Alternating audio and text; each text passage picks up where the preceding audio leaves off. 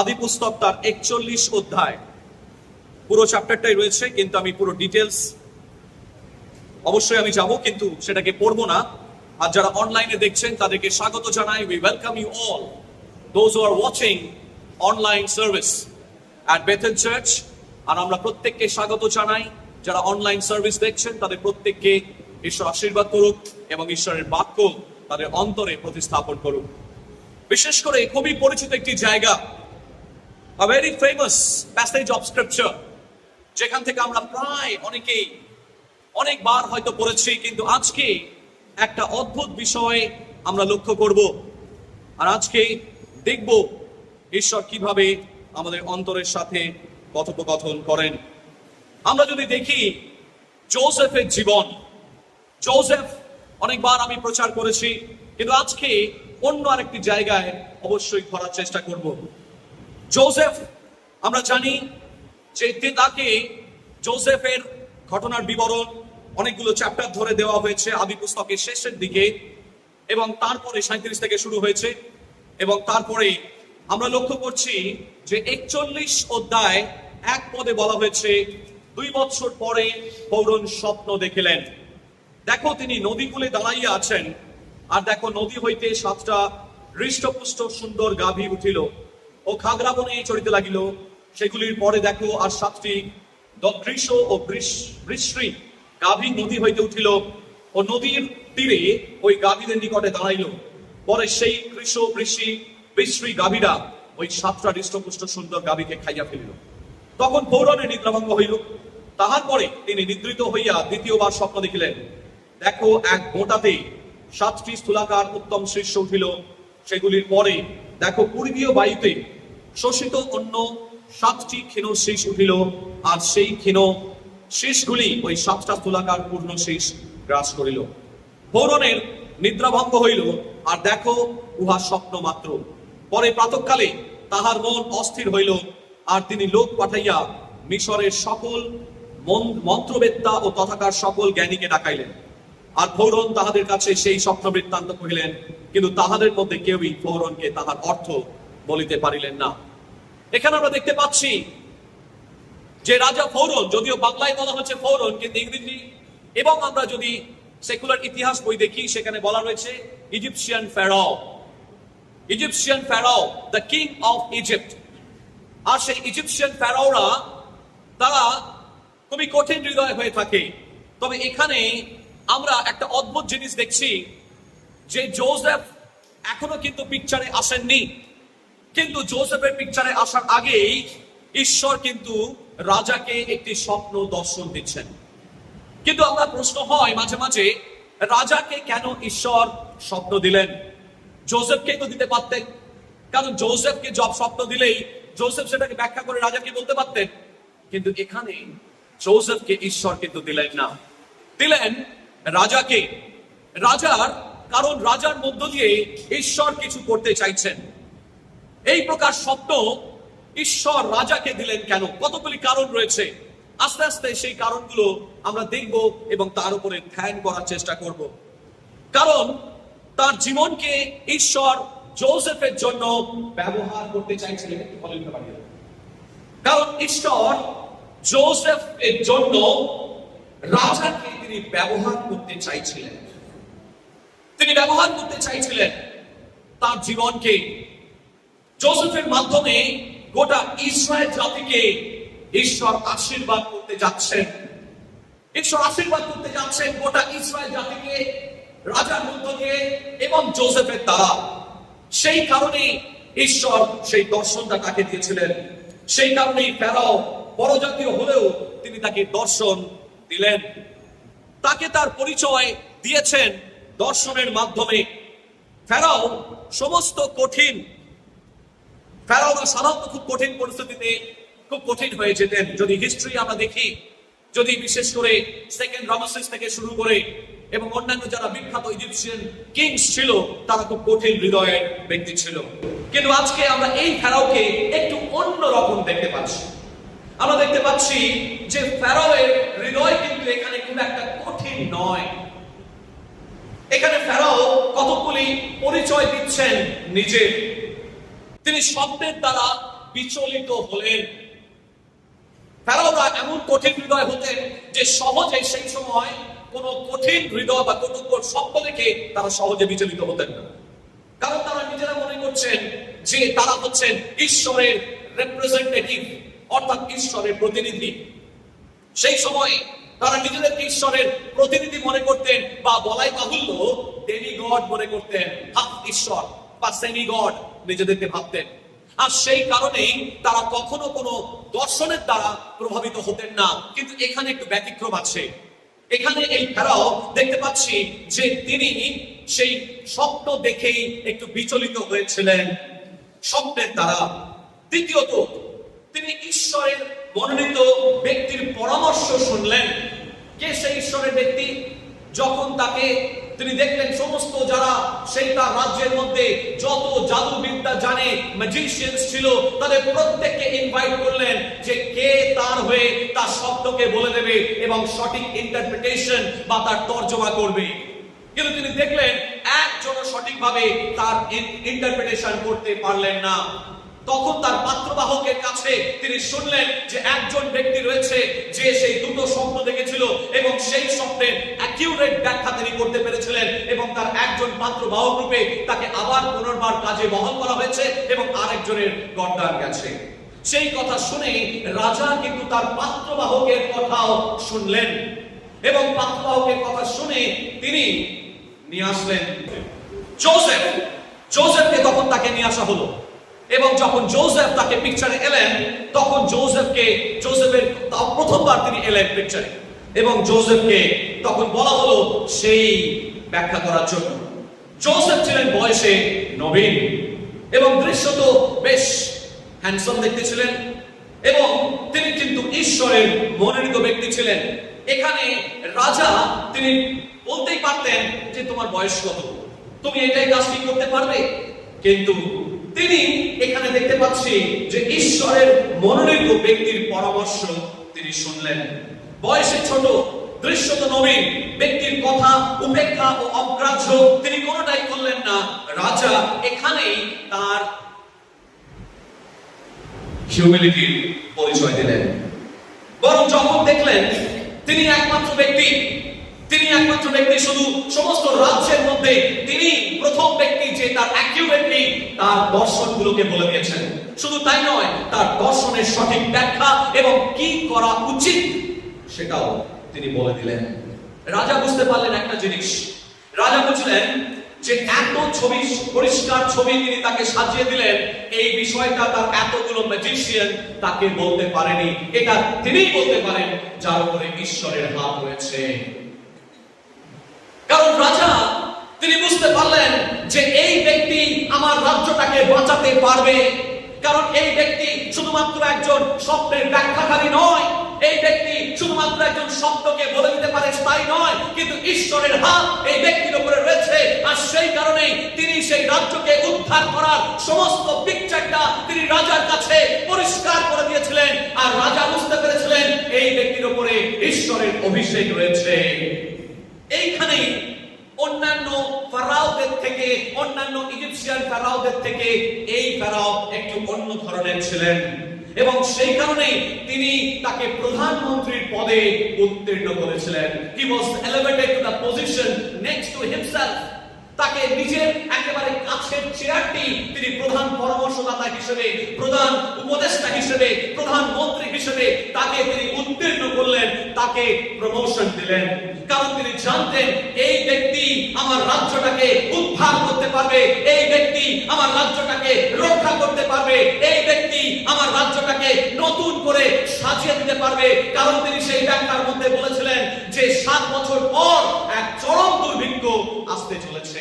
প্রথম 7 বছর প্রচুর ফলবান হবে, প্রথম 7 বছর অনেক কিছু হবে, কিন্তু তারপরে 7 বছর এক ভয়ানক পরিস্থিতি, হাহাকার, আর্তনাদ এবং ক্ষুধার ছটফটানি দেখা দেবে। সেই অবস্থা থেকে কিভাবে সেই রাজ্যটাকে রক্ষা করবে তার পুঙ্খানুপুঙ্খ বিষয় জোসেফ সেদিন বলতে সমর্থ হয়েছিলেন। এই কারণেই, কারণ ঈশ্বর তার সহবর্তী ছিলেন।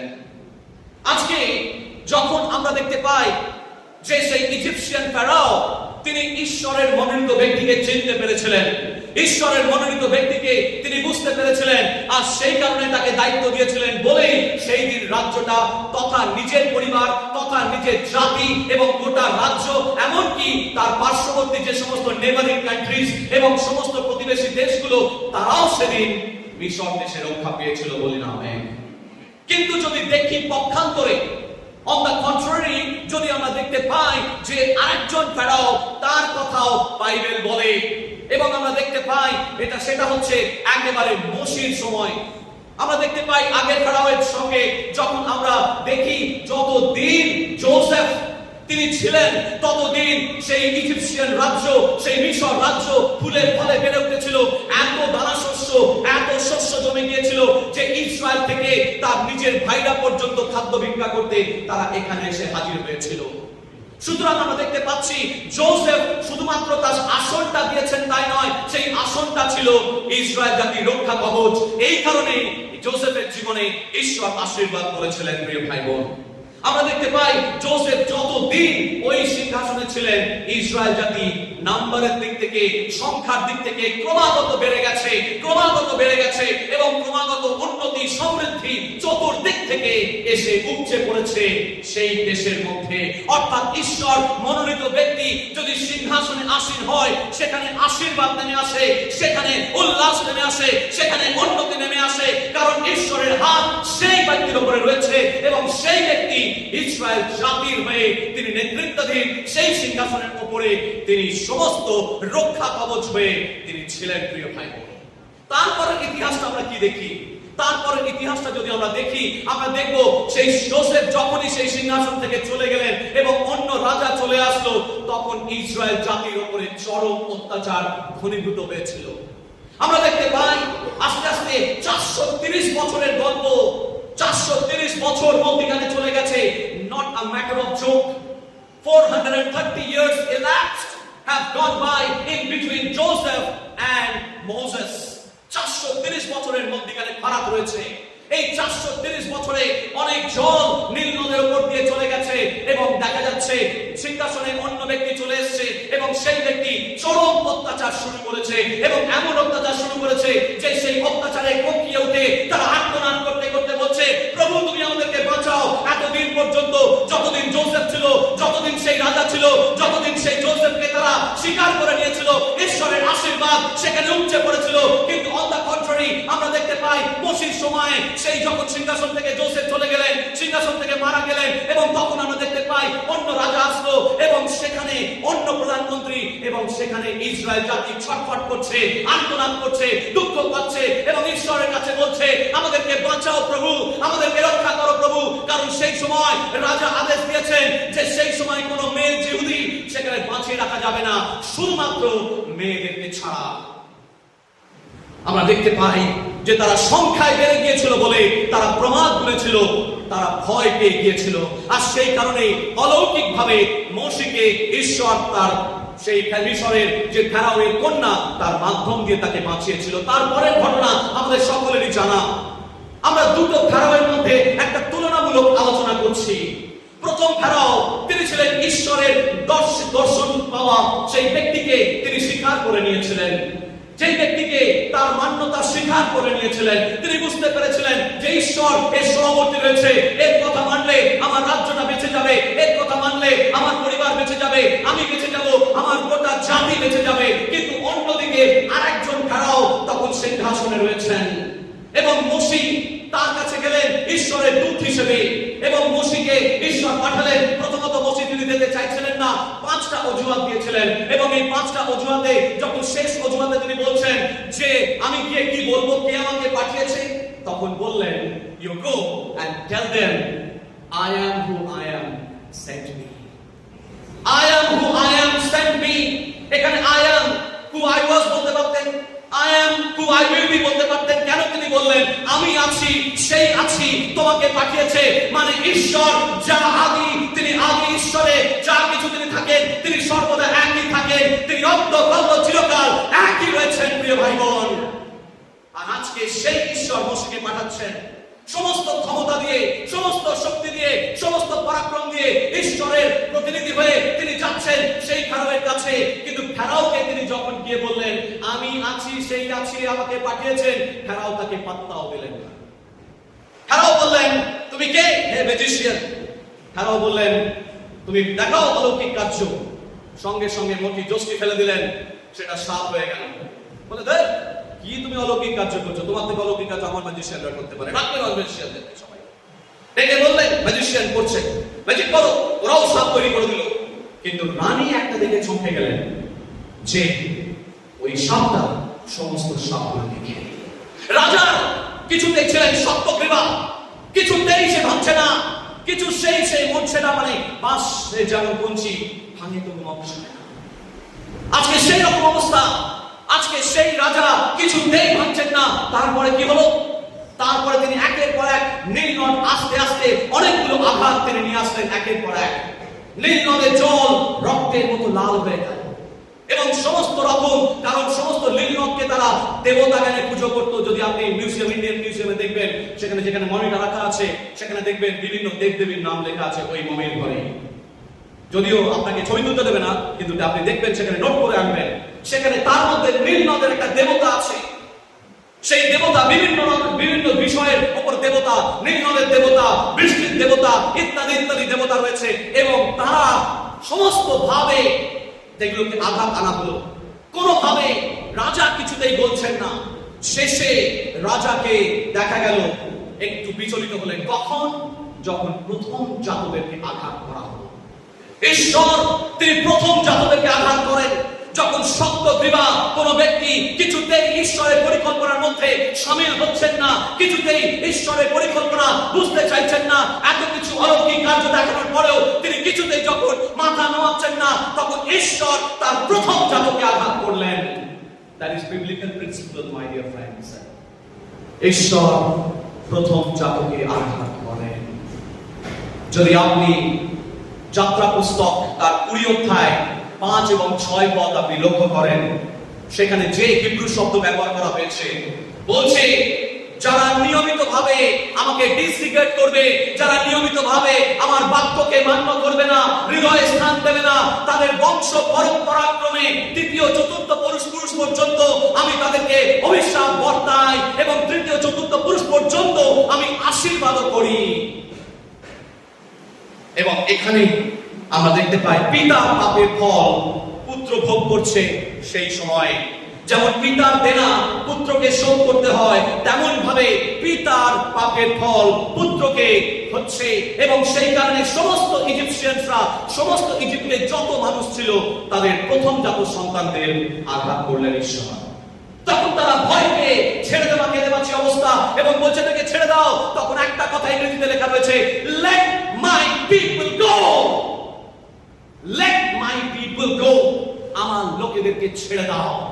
তার মানে তিনি অপক্ষান্তরে বলতে চাইছেন যে তুমি আমার পরিকল্পনায় শামিল হও, আমার পরিকল্পনায় শামিল হও। কারণ জিরোমিয়া পুস্তকে বলছে I have a plan for you, plan to prosper you, not to give you a hope and a future, to give you a hope and a future. আর সেই কারণে ঈশ্বর বলছেন সেই পরিকল্পনার মধ্যে তোমরা যদি শামিল হতে চাও, তাহলে তোমরা আমার পরিকল্পনায় শামিল হও। এরপরে ঈশ্বর মনোনীত জাতি তথা মনোনীত নেত্রীর বিরুদ্ধে যখন মোশি গেলেন, মোশি রিপ্রেজেন্ট করছেন ঈশ্বরকে, মোশিকেও তিনি ডিসরিগার্ড করলেন। যখন মোশিকে ডিসরিগার্ড করলেন, তার কথা শুনলেন না এবং মোশির পিছনে ধাওয়া করলেন, এবং সেই ঘটনাটা আমরা অনেকেই শুনেছি। এদিকে যাচ্ছেন প্রথম জাত সন্তানদেরকে আঘাত করার পরে তারা ছেড়ে দিয়েছে, তারা ইসরায়েল জাতিকে ছেড়ে দিয়েছে এবং ইসরায়েল জাতি দৌড়ে দৌড়ে যাচ্ছে, ইসরায়েল জাতি দৌড়ে দৌড়ে যাচ্ছে। আর সেই মুহূর্তে সেই জায়গায় এসে উপস্থিত হলেন যেখানে সামনে সাগর, ডান দিকে পাহাড়, বাঁ দিকে পাহাড়, পেছনে মিশরীয় বাহিনী, কোন দিকে যাতায়াতের কোন রাস্তা নেই। তারা এমন একটা জায়গায় এসে হাজির হলেন যেখানে ঈশ্বর ছাড়া আর কেউ তাদের পাশে নেই। সামনে সাগর, পেছনে মিশ্র বাহিনী ছুটে আবার আসছে। তারা কিছুতেই সত্যগ্রীবা, কিছুতেই তারা শুনবে না। তাদের প্রথম জাত আঘাত করার পরেও তারা শুনছে না। ঈশ্বর তাদেরকে শেষ জায়গায় নিয়ে আসলেন, নিয়ে এসে সাগর ভাগ করে দিয়ে ইসরায়েল জাতিকে পার করে দিলেন। আর সেই সাগরে পুরো গোটা মিশ্র বাহিনীকে ডুবিয়ে মারলেন। ঈশ্বরের শেষ খেলা এবং লীলা আপনি চাই বলুন, সেখানে তিনি দেখালেন। যে শুকনো জায়গা থেকে তাদেরকে বার করলেন, সেই জায়গায় জলস্তরকে রেখে দিয়ে তিনি পুরো গোটা মিশ্র বাহিনীকে সেদিনকে ডুবিয়ে মেরেছিলেন। প্রিয় ভাই বোন, আজকে দুইজন ফেরাওয়ের কথা আমরা দেখছি। একজন ফেরাও ঈশ্বরের মনোনীত ব্যক্তিকে চিনতে পেরেছিলেন। একজন ফেরাও ঈশ্বরের মনোনীত ব্যক্তিকে চিনতে পেরে তাকে আশীর্বাদ স্বরূপ, তার রাজ্যকে আশীর্বাদ স্বরূপ ব্যবহার করার জন্য তার বশ্যতা স্বীকার করেছিলেন এবং তাকে সিংহাসনে দিয়ে তিনি সমস্ত রকম তার পরিচালনায়, কারণ তিনি বুঝতে পেরেছিলেন ঈশ্বরের হাত এই ব্যক্তির উপরে রয়েছে। তাই তিনি নিজেকেও শুধু বাঁচাননি, নিজের পরিবারকে শুধু বাঁচাননি, নিজের গোটা জাতিকে তিনি বাঁচিয়ে দিয়েছিলেন। এবং অন্যদিকে আরেকজন ফেরাও, তিনিও কিন্তু ঈশ্বরের একজন ব্যক্তির রিপ্রেজেন্টেশন, মসিহ সামনে দাঁড়িয়ে রয়েছেন। কিন্তু সেই মসিহকে তিনি কিছুতেই সম্মান দেননি। মসিহকে বারবার তার সঙ্গে বচসা করেছেন, মসিহকে অপমান করেছেন, মসিহকে বিভিন্ন ভাবে হেনস্থা করেছেন। আর তখন ঈশ্বর শুধু কাঁদতেন, মসিহ ছিলেন নম্র ব্যক্তি, শুধু কাঁদতেন। আর সেই কান্না ঈশ্বর দেখতেন। আর সেই কান্নার ফলে মসিহ বারবার তিনি কেঁদেছেন। আর সেই চোখের জল আঘাত হিসেবে বারবার করে সেই মিশর দেশের উপরে আশ্রয় করেছে। শেষে তার প্রথম জাতকের উপরে আশ্রয় করল। প্রিয় ভাই বোন, আজকে এই দুইজন, মসিহ সঙ্গে একজন ফেরাও এবং যোসেফের সামনে আরেকজন ফেরাও, এই দুইজন ফেরাওয়ের কথা আমরা ডিস্টিংক্টলি পুরাতন নিয়মে দেখতে পাই। এইবার আমরা আসুন, যোসেফের জীবনী আমরা দেখেছি, আরেকবার আমরা দেখব। আমরা দেখতে পাই যে এখানে যোসেফ কোনো সাধারণ ব্যক্তি ছিলেন না। কারণ যোসেফ কিন্তু একেবারে শুরুর দিকে যা লেখা রয়েছে আদি পুস্তকটা 37-এর 5 থেকে 11 পদে, যে তিনি একটি স্বপ্ন দেখছেন এবং সেই স্বপ্ন ঈশ্বর কনিষ্ঠ সন্তানকে দিচ্ছেন।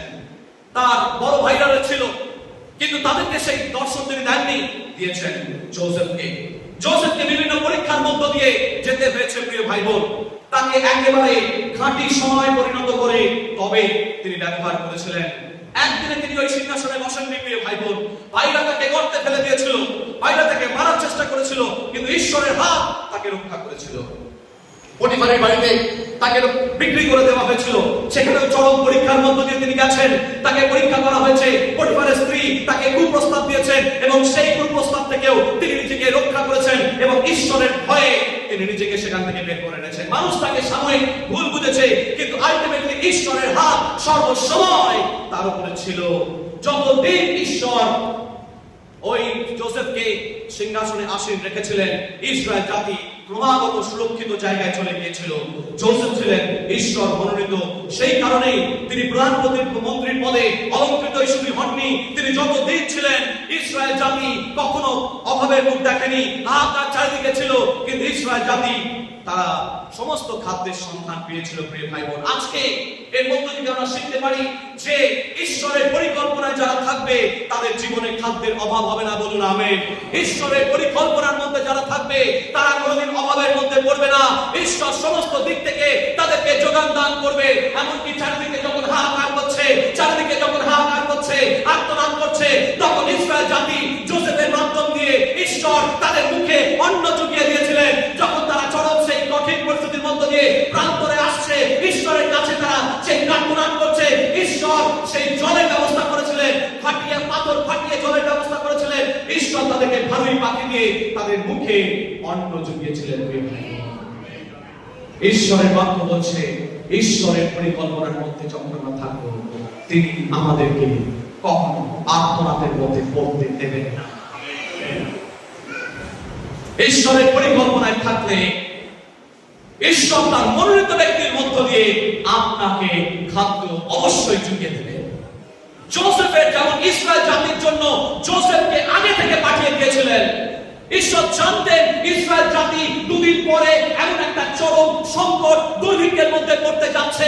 আগে থেকে রাজার অন্তরে তিনি কথা বলে ফেরাওকে তিনি আগে থেকে প্রস্তুত করে রাজ সিংহাসনে তিনি বসিয়ে দিয়েছিলেন যোসেফকে, এবং যোসেফকে আগে থেকে তিনি পাঠিয়ে দিয়েছিলেন।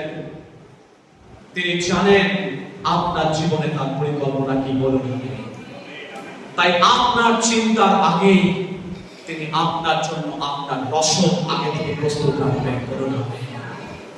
যতদিন আপনি তার পরিকল্পনার মধ্যে থাকবেন, আপনার রসদ তিনি আগে থেকে প্রস্তুত রাখবেন। তিনি কখনো আপনাকে লজ্জিত হতে দেবেন না।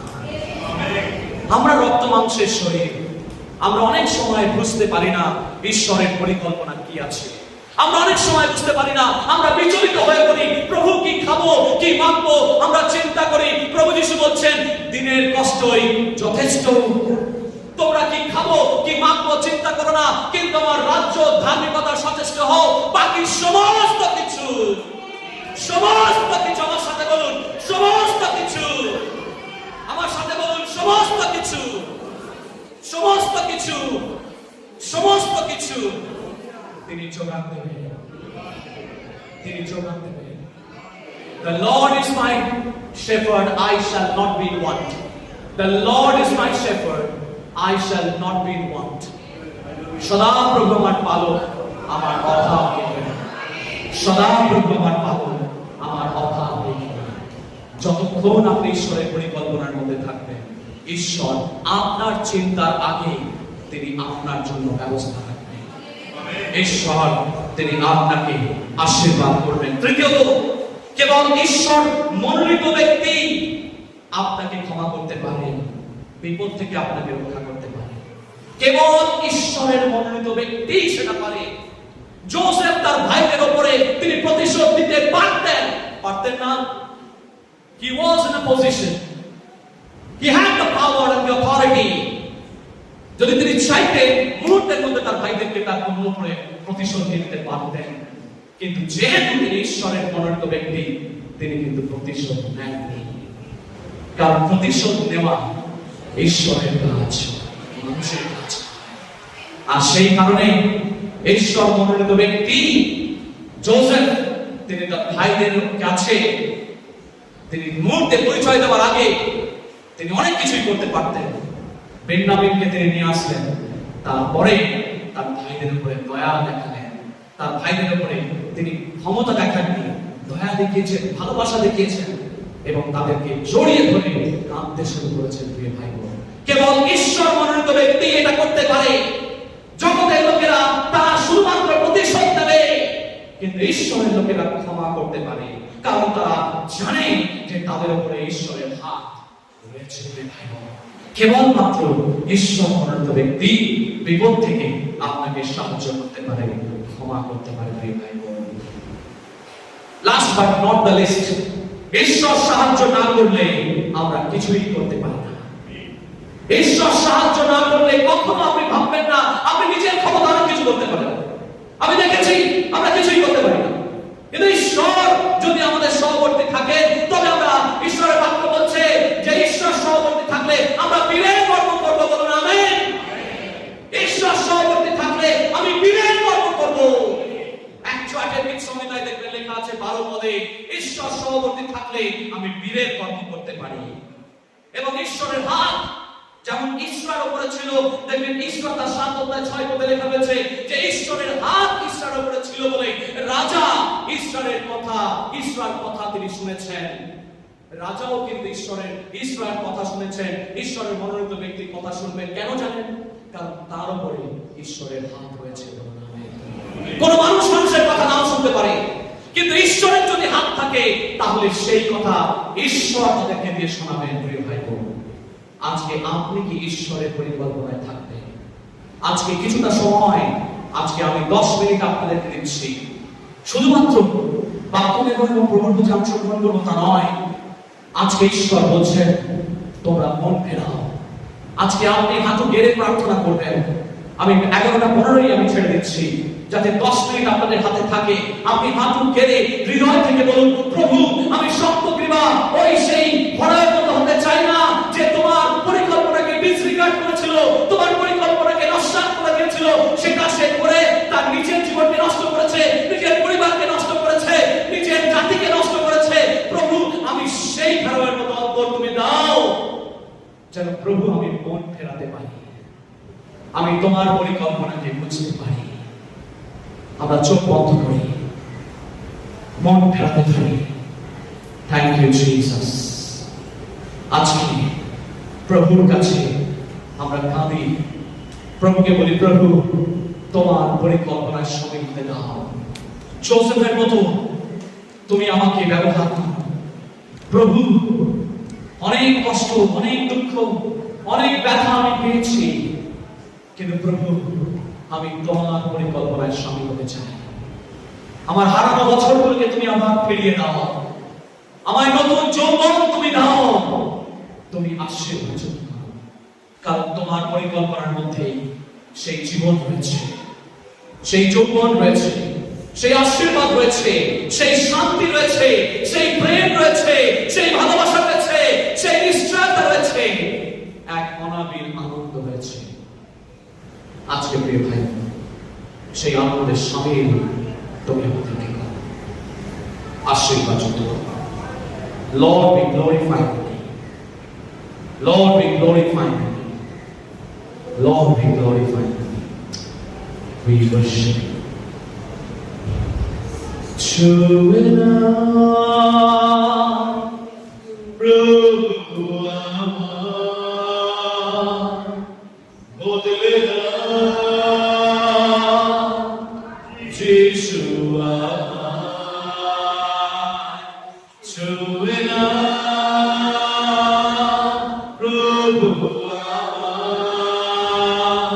bodle na, Jishu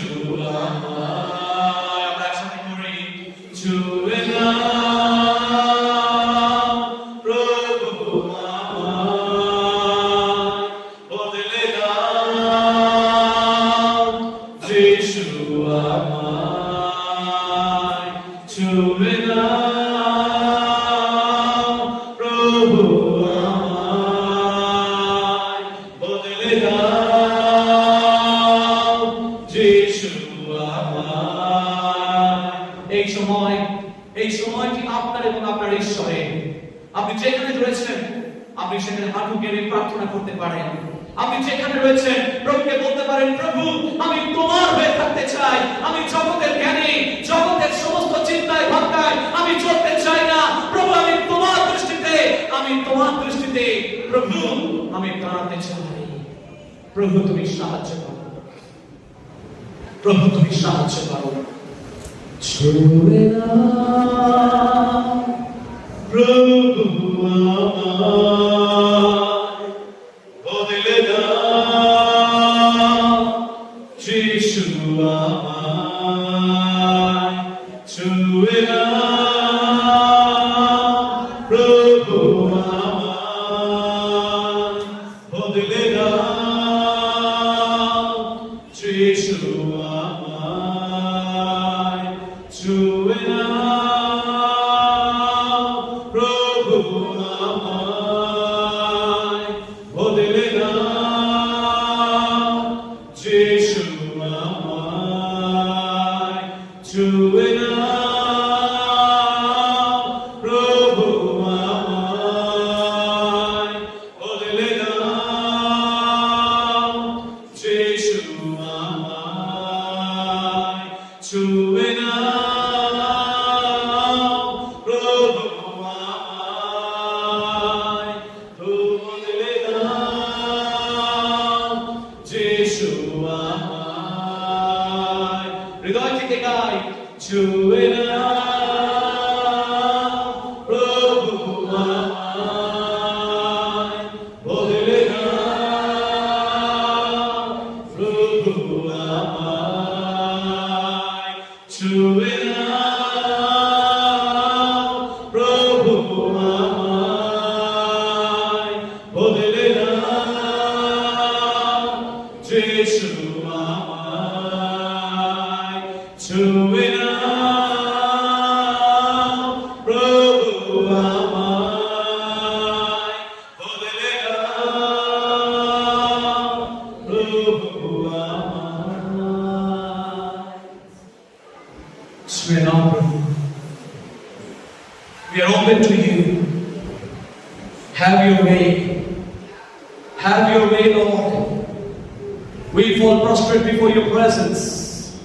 We bow before your presence, O Jesus, O Master.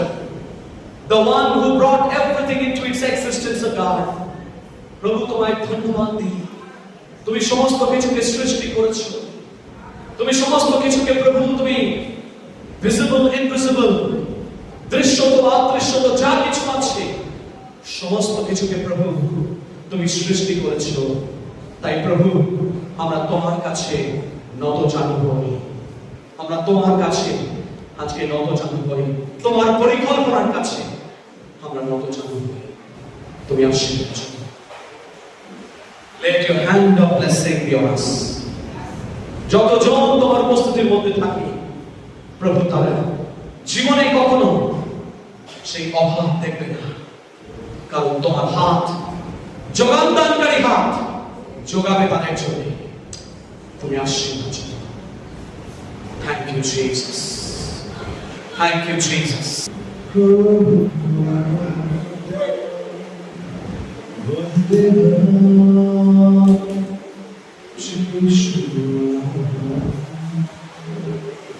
Thank you, Jesus.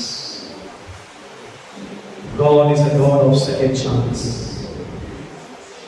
God gives us a second chance to repent and be transformed. Transformed in the very nature of God, into the very nature of His Son. God is giving us a second chance. Hallelujah. We worship You. We bow before Your will and Your purpose. Thank you, Jesus. গৌরব মহিমা প্রশংসা ডালি তোমায় দিই, এই প্রার্থনা তোমার যিশু নামে চাই। Amen, amen, amen.